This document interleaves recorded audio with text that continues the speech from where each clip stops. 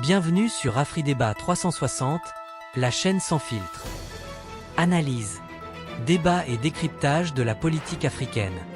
AfriDébat, le radar de l'Afrique. Abonnez-vous, likez et partagez. Sur le plan symbolique et même institutionnel, les fondations de l'AES sont-elles assez solides pour résister aux tentatives de déstabilisation interne et externe que subissent régulièrement ces trois pays?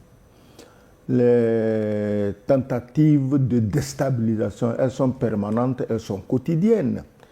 Et on les connaît maintenant. Je crois que les gens de l'AES ont les yeux ouverts.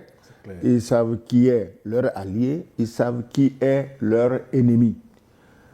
Ce que je voulais dire, c'est que l'AES, vous posez des questions sur l'AES. A priori, les dirigeants de l'AES, le premier, en l'occurrence le général Assimi Goïta, quand il a pris le pouvoir au Mali, il ne pensait pas à créer l'AES. Ce n'était pas ça le problème. Après, son jeune frère, le capitaine Ibrahim Traoré, a pris le pouvoir, il ne pensait pas à l'AES. L'idée n'existait même pas. Avant que leur frère, le général Abdraman Tiani, ne prenne le pouvoir.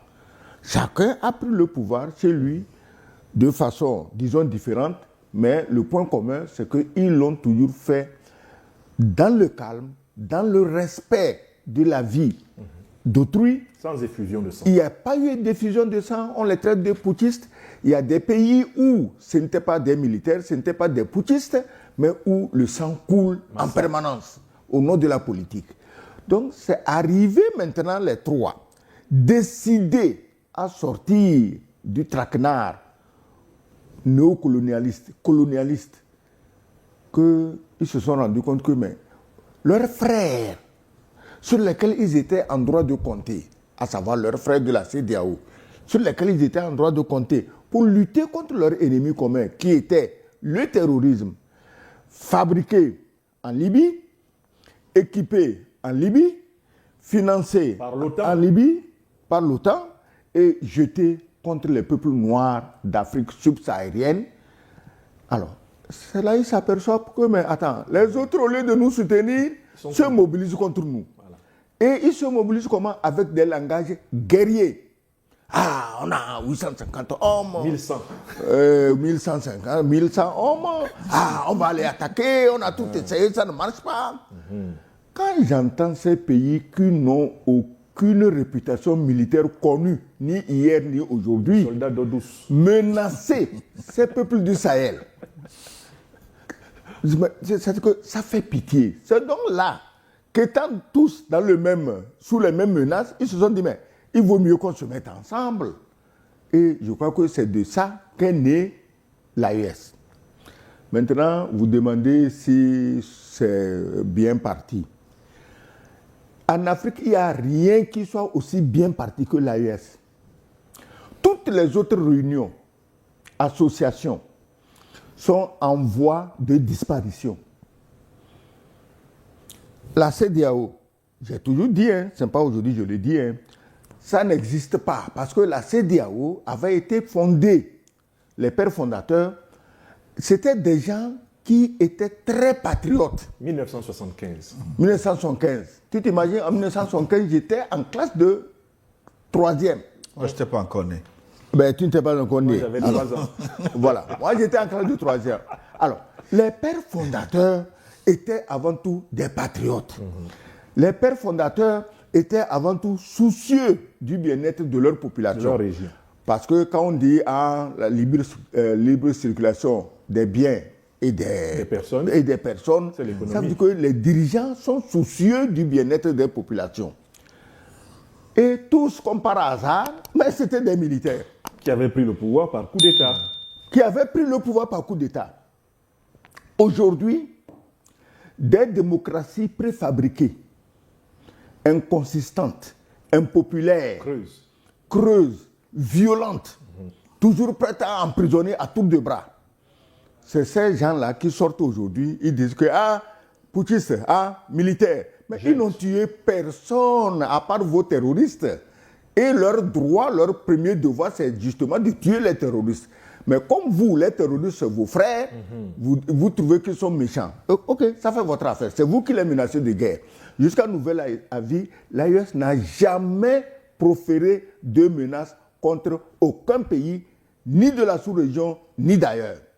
Donc l'AES est le noyau d'une nouvelle Afrique qui part. Les gens en sont conscients. Hein. Ce n'est pas pour rien qu'ils s'investissent à tout va pour attaquer et détruire ce noyau. Mais ils ne pourront pas. Parce que la politique du chantage, des menaces permanentes, ah, on va faire coup d'État, ah, on va fermer les frontières, on va fermer les ports, on va faire ceci. Je les invite à regarder aujourd'hui ce qui se passe dans les pays du Golfe et l'autre qui est assis derrière l'Atlantique et tous les jours qui n'a en bouche que les menaces, le chantage, les sanctions, les destructions de civilisation. Regardez-le bien, vous allez voir comment il va finir. Et vous, ici, qui pratiquez la même politique de chantage, de banditisme, hein, d'entêtement inutile pour l'intérêt des puissances extérieures, vous allez voir comment vous allez finir vous-même. Donc, l'AES est ce qui est de plus sûr qui avance aujourd'hui. Ben, vous êtes très sûr de ce que vous dites. Moi, je pose la question de la durabilité. Pardon, Gilles. Oui. Aujourd'hui, l'AES est consolidée, elle est solide, mais au début, alors qu'on pouvait en douter, mais nous, on était déjà devant. Faisons attention avec la Russie. Ce n'est pas aujourd'hui, dans les crises actuelles, que les pays du Sahel sont allés en Russie. La Russie était là au moment des indépendances. La plupart des pays africains ont eu leur indépendance des mains de ces judéo-chrétiens grâce à la Russie orthodoxe. Il faut qu'on explique les choses aux gens. Donc aujourd'hui, la Russie ayant aidé des Africains à devenir indépendants, elle est rentrée chez elle. Elle n'a pas mis de base militaire, elle n'a pas mis des sites d'exploitation de monnaie, d'or, d'argent, elle n'a pas imposé une monnaie genre Adolf Hitler, parce que le franc CFA est copié sur le modèle de la monnaie que les nazis avaient imposée aux Français. Les Noirs ont commis l'erreur dans leur naïveté d'aller aider les Français à chasser les nazis et les Français se sont retournés contre eux avec la monnaie que les nazis leur ont imposée. Mais tout ça, quand tu parles, comme je parle, on dirait non, que toi tu es ennemi des gens. Je suis ennemi de qui? C'est les faits. Donc, maintenant, les Russes ont vu trop le sang et les larmes couler en Afrique. Les Chinois, qui sont d'impitoyables hommes d'affaires, ont vu trop les larmes et le sang couler en Afrique. Même la Corée du Nord, qui est si loin, qui n'est pas habituée, disons, à la savane africaine, ils se sont rendus compte que les larmes et le sang coulent trop en Afrique. C'est pourquoi ils ont dit non. Nous, on les considère comme des humains. Nous, on les considère comme des égaux. On ne peut pas les laisser se faire traire et maltraiter par les mêmes depuis 2, 3, 4, 5 siècles. Donc les Russes ont proposé leur service. Tout à l'heure, j'ai vu les entraînements de l'armée malienne au temps. Avec des morceaux de bois. Avec des morceaux de bois. Les néocolonialistes. On fait transporter un gros tronc d'arbre à un soldat. On dit que c'est le 12-7, le canon, le grand canon. On dit, et tu vois un soldat français manipulant le bois et faisant dans sa bouche. Si ce n'est pas qu'on nous prend pour moins que des chiens, est-ce que cela est possible? Est-ce que cela est possible?